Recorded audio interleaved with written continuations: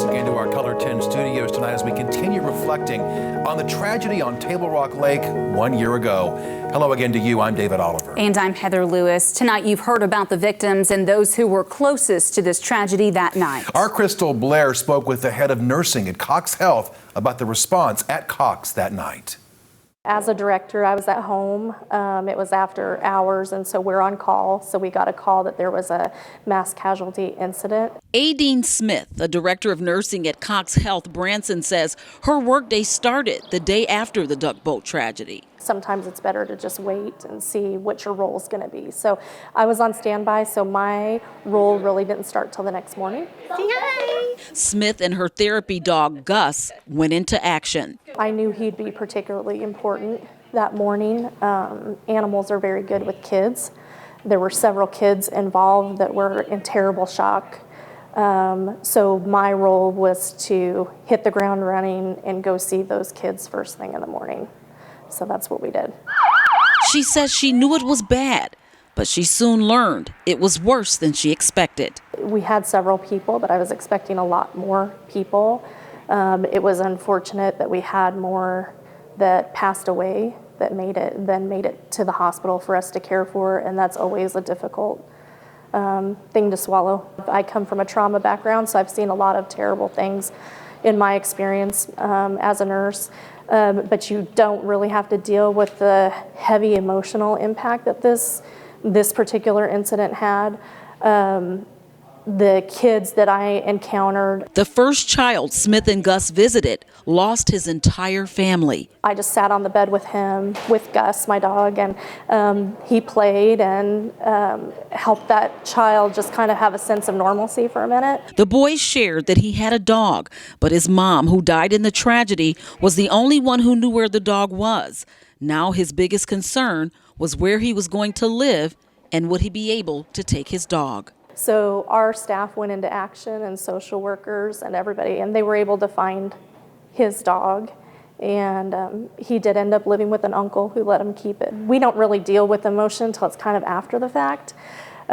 Some of the cases that we dealt with, you couldn't help but get emotional. 1 year later, Smith remembers. This little girl, her name is Alicia. And this was in the Chicago Tribune, and that's my dog, Gus. And she's 12, so she's the same age as my daughter. And this hangs in my office, and I look at this every day. You know, because you just think about how precious life is and how it can be taken in a second. And so I think about that every day. It wasn't just nurses, it wasn't just doctors, it was administrators, it was food service people, it was housekeeping. Everybody in this hospital played a part in helping take care of these patients that day, and it made me so proud to be part of this organization and to work with all of them, honestly. In Branson, Crystal Blair, Ozarks First. Crystal, thanks. As we continue to hear from those involved in the medical response that night, many of them tell us in that moment you're so focused on saving lives that the emotional toll comes afterwards. Paramedics, nurses, firefighters, and even city officials all were affected, and those experiences will stay with them forever. Color 10's Jesse Inman has more now on how they're dealing with the trauma today.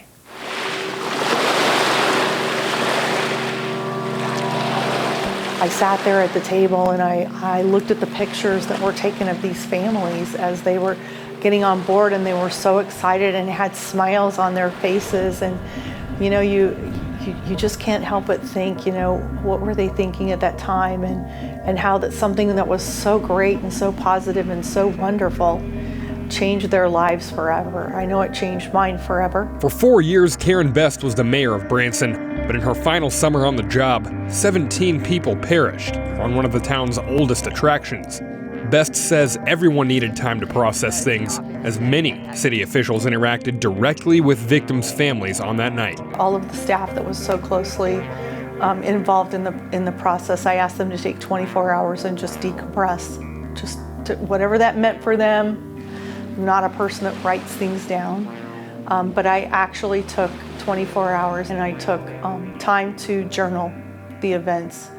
Turned out to be a 16 or 17 page journal I cried that day a lot. It became one of the toughest days in the careers of many nurses at Cox Hospital, especially those in the pediatric wing like Jessica Moser. It was a night that humans did everything in their power to save the lives of other humans. I think that it actually is okay for our patients, whether they're children or adults, to see that we're human, and it helps them to trust us, to know that we're not just robots.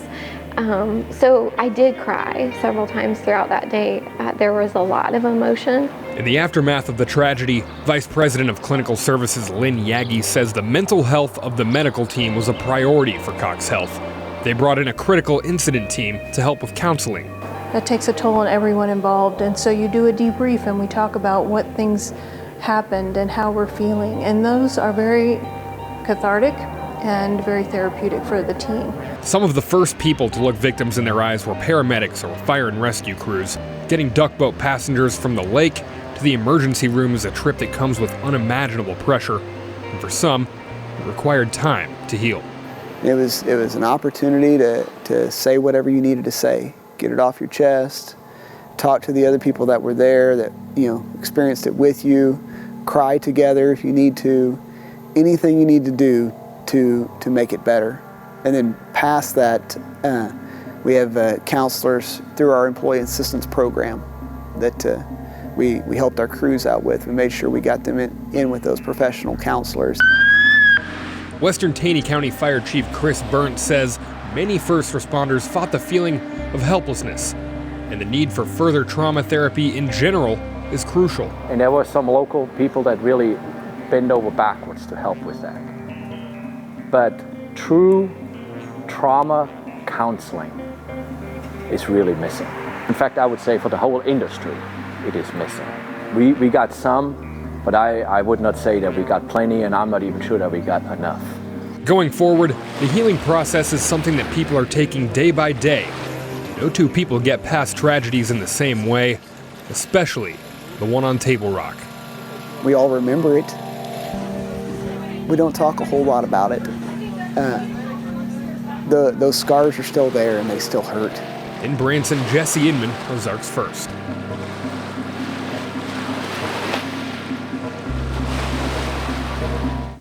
Thanks, Jesse. Another top leader to help in the aftermath of the accident was Governor Mike Parson. He had only been in office for about 45 days, and at the time, there was a statewide drought going on. But this was the last thing he expected to happen.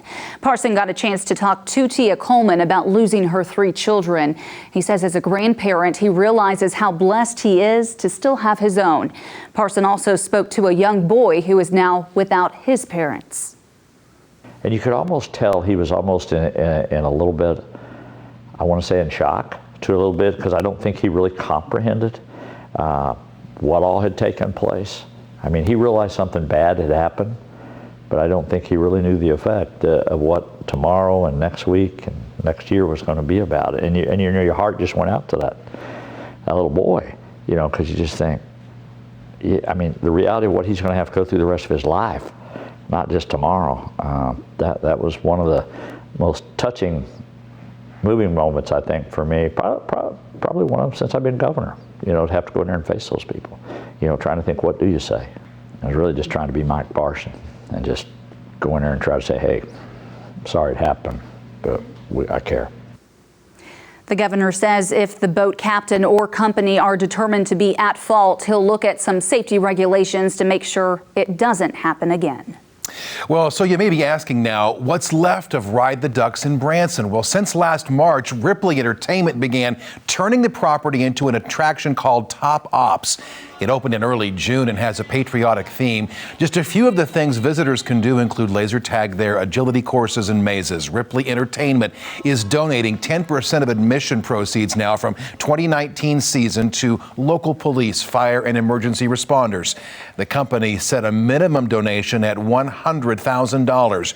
Ripley said this is because last year's tragedy truly showed the impact that first responders have on the community. As for the remaining duck boats, Ripley Entertainment has put some of them in storage and sold others to an investment company based in Arkansas.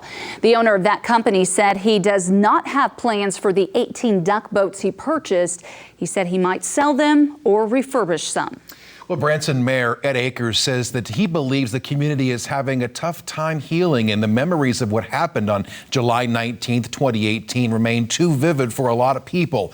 Akers also spoke with us about plans for a memorial to the victims and why plans seem to have stalled. I think we're still really hurting. We're suffering from having something like that happen in our hometown area. Yeah, the memorial is a great idea, and there were some good people that had that, and then they got hurt because people were saying, no, let's not do it, it's too quick, it shouldn't be located on 76, and all those other issues. We need to, at some point in time, find a way to put some closure. And I think, in my mind, and I've talked to a few entities, and they're agreeing with my concept of finding a place where we can pay proper respect for this event that occurred. As for whether we will ever see another operation like Ride the Ducks in Branson again, Akers says officials can't stop any legal business from opening, though he doesn't think it would be wise to do so right now. Coming up next, our team of meteorologists will take a look at the weather conditions that played a part in the tragedy. Make a plan, practice that plan, and make sure you have communications as well. Plus, how to stay safe on the water when a storm rolls in.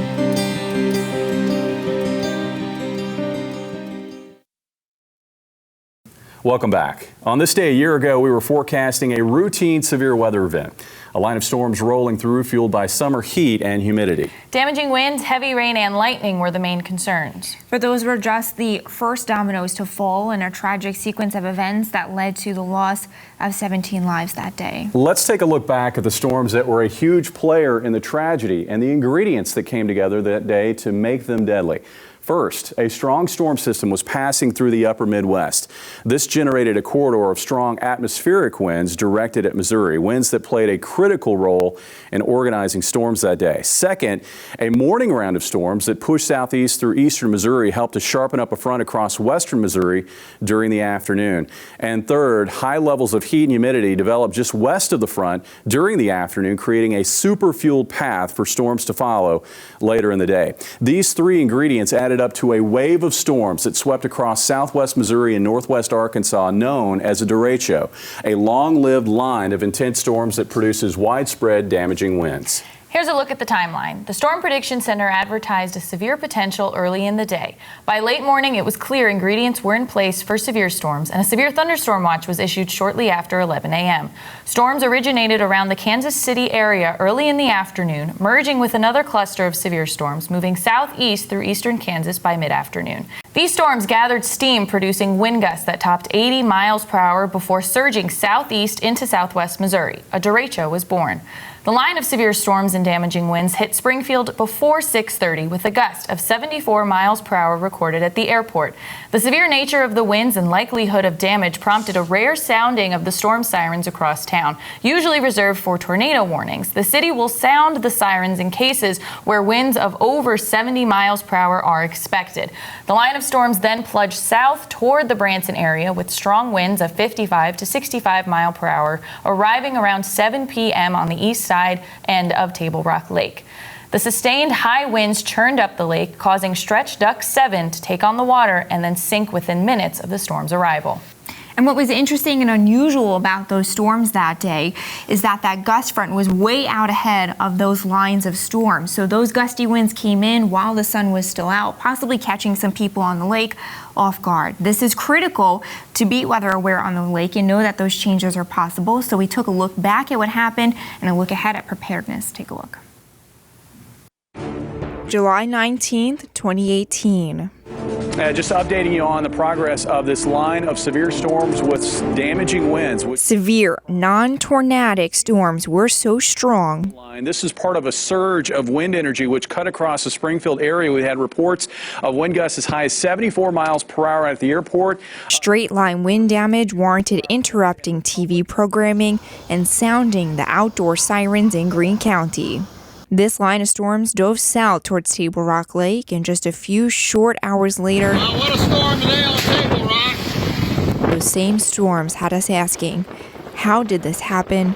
What can we do better to prevent this tragedy from happening again? Dark clouds rolling in, shifting winds. If the waves on the water pick up. Trooper Ryan Zeller with Missouri State Highway Patrol Water Division advises you to stay weather aware. With the technology and cell phones, there's plenty of radar apps and weather apps you can use. Before you even get on your boat, make sure your emergency kit is packed with food, water, life vest, a fire extinguisher, whistles to signal help, and laminated insurance and contact information. Make a plan, practice that plan, and make sure you have communications as well. Don't rely on just one form of communication, whether that is a social media message that comes through on your phone, or whether that's a NOAA weather radio. Brandon Surgener with the Greene County Office of Emergency Management says you should use a blue sky day. Make sure you go through the motions so you know what to do, know where to go, know who to communicate with, know where your emergency kits are. To practice the safety plan you would use when warnings are issued. When the water and weather get choppy. If you're going against the waves, just keep the bow elevated and hit the waves at a 45-degree angle. Make sure everyone has a life vest on and secured. And make sure that you have just enough propulsion to keep you moving forward. Simple safety tips we always hear and take for granted, hoping tragedy never hits this close to home again. As meteorologists, our most important job is to communicate when dangerous storms could be a threat to life and property. And that day was an emotional one for us because warnings were issued, warnings were communicated on air, online, on social media, yet we still lost so many lives that day. Yeah, and we are constantly looking at ways of improving communication of critical weather information. Some things we, alongside with our partners at the National Weather Service and Emergency Management, have done differently is be more specific in warning text, specify impact hazards, what dangers they pose to life and property, and really try to drill down to specific locations and events that may be impacted, all in plain language so it's easier to determine your risk and course of action. But it's ultimately up to each and every individual to be aware and take action when necessary. Don't rely on just one source of warning information. Remember, outdoor sirens are meant to be heard outdoors, and not all towns employ them. Also, television and computers can and will fail during power outages. Please make sure you have a weather radio so that you can always receive warning information and remain weather aware, whether on land or at the lake. Heather and David, back to you. Still to come, we remember what some of our colleagues went through after one of the biggest tragedies to hit Branson. You always see what leads on national news, and to have it be something that's here was tough because it's such an unfortunate story.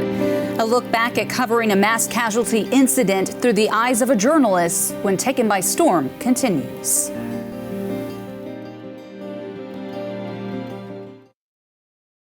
Finally tonight, as we look back at the one-year anniversary of the Ride the Ducks accident that occurred on Table Rock Lake, it was an event with details coming in around the clock. Color 10's Joe Morano and Daniel Shedd helped to report on this accident throughout the following day and went back to the location to take us through their experiences. This is the exact opposite of what you'd expect Table Rock Lake to be like during a summer day. But in July, that's exactly what happened for a weekend the day after this tragedy occurred, with still empty waters. Now, one of the most powerful images we saw while working here a year ago was a tribute that somebody left on the shoreline by painting rocks here. We tried to find it, and we did. A little bit faded, but the rocks are still around, encouraging people to never forget. Daniel Shedd, back with us for this. This is a year later. Still quiet on this lake. Does it bring you any reminders of how things were? It's a little surreal to be back, I can tell you that much. I loved the Ozarks. It's great to be back. Not the best circumstances to be back. It's still one of those things where you think it's been a year. It's incredible that it's been that long, but here we are. You talked about the rocks being down there. This is a stain, this is a tattoo, and this is something that has marked the Ozarks moving forward. But really something that we're not going to forget anytime soon. Yeah, it's solemn for sure, something that sticks with you. We were out there together with this, and for me, it was a lot of disbelief. Part of that is being a journalist, as we've talked about. You have a job to do and you have to focus on that. But personally, when I was getting ready at my own home to go into work, to come down to Branson, I definitely had some disbelief just thinking, this isn't real, is it? It was complete disbelief, and still to this day, it's one of the longest really weeks of our lives. That's both professionally and personally. I mean, you talk about just the roller coaster of events of learning that A, this duck boat had sunk, but then B, how many victims were on board, and then even following that up of learning the stories of those victims and of those survivors. It really just kind of brings weight to the situation. What was the biggest moment that stood out for you though that morning? We went to the Ride the Ducks parking lot area, and seeing those flowers that were placed on windshields, we were just there trying to assess what happened. There were cars there from passengers that had passed away, and it kind of hits you, no one's coming back to these vehicles, and someone put flowers on the windshields there. That was a powerful moment, and especially once you process it and you saw the reaction from people on Facebook and Twitter reacting to that, that had my throat well up a little bit. As one of our coworkers said, you always see what leads on national news, and to have it be something that's here was tough because it's such an unfortunate story. But you're exactly right. You never expect in your own backyard, in the community that you've learned to love, that something this tragic was going to happen so close to home. Something though that will stick with the Ozarks, but something as well, as we pointed out, that hopefully people never forget, right? Well, complete emotion, and we said this during the time when it actually had happened. The amount of generosity, the amount of care, the amount of just humanitarian effort that comes out of a culture like the Ozarks is insurmountable. And Daniel, we appreciate you coming on back to help shed a little light about this, because it's something that is a very big moment in the history of Branson. Yeah, I appreciate being here. Obviously, July 19th was a day that stood out for many. It was very hard for a lot of people, including us here at Color 10, to process what was happening as it was going on. And it's something I think that will stay with many of us here in the Ozarks for years to come. Indeed it will. And if you'd like to see more of the interviews we've brought you on this broadcast tonight, visit our website at ozarksfirst.com. Thanks for watching. For all of us at Color 10, good night.